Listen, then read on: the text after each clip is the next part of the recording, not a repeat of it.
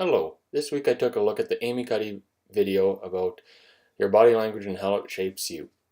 So through this video, I noticed five key things that she used for nonverbal communication, and I'm going to just relate them to the terms and then the examples she used. So her first use was not necessarily something she maybe intended to do, but I thought it was the environment, and it was just the way the room was darkly lit. The chairs were comfortable. There was just the spotlight on herself. And to me, that relates to the audience, that it's more of an intimate kind of discussion.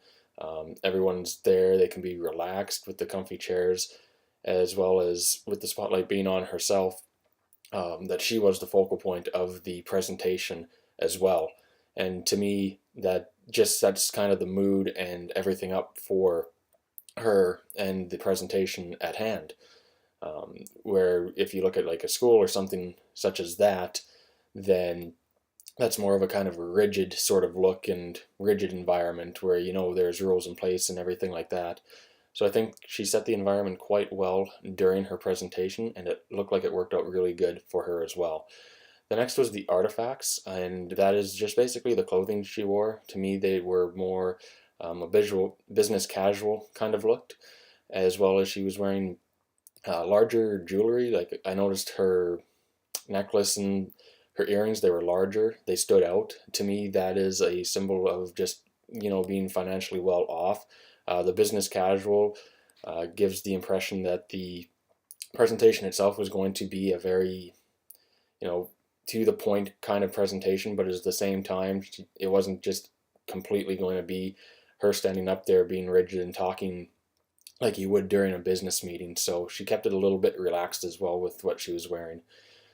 The next part was the kinexis, and that was just her posture, gestures, as well as the eye contact she was making. All throughout, she was making a lot of hand gestures to emphasize exactly what she was talking about. Her posture was always upright, so it was showing confidence in what she was doing as a presenter, as well as she was making eye contact with the entire audience, which to me just shows that she was trying to keep everyone involved as much as she could while being able to continue with her hand gestures and things of that nature, because with the hand gestures it allowed her to really emphasize parts during her presentation, especially when she was talking about herself and then the audience. She would make the gestures towards the audience, and then when she was talking about herself she'd make gestures as well back to her to just emphasize the importance of those things.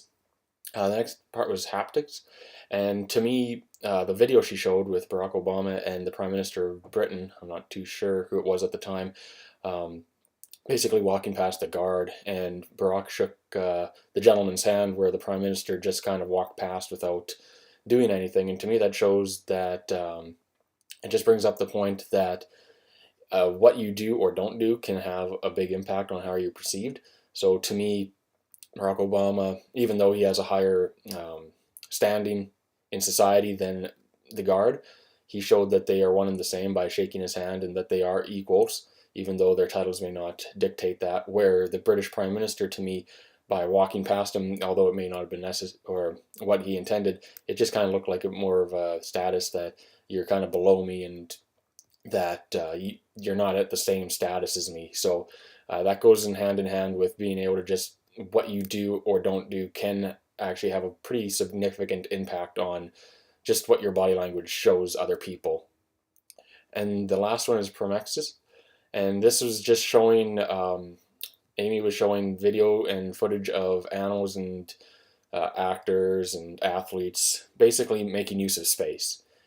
And what this showed was basically athletes or actors, when they're showing pride, they or want to show dominance, they take up more space. They stretch out. They raise their hands and pretty much make their span of their arm lengths as wide as they can to show pride and show dominance over everyone else around them, especially when they're winning or have done something good. On the other end of the spectrum, if you're more introverted or don't want to be seen, you tend to make yourself smaller so you're not noticed as much. And that actually goes a long way in body language, just to show how comfortable you may or may not be at the given time.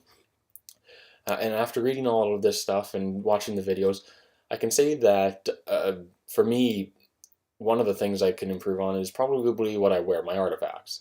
For the most part in my videos, I generally wear something casual, t-shirt, things of that nature, basically giving off a casual look. But in the future, I'd probably want to wear more dressier shirts, or even just complete dress shirts. Like what I'm wearing right now, I would say is a more dress shirt and gives off a more professional look.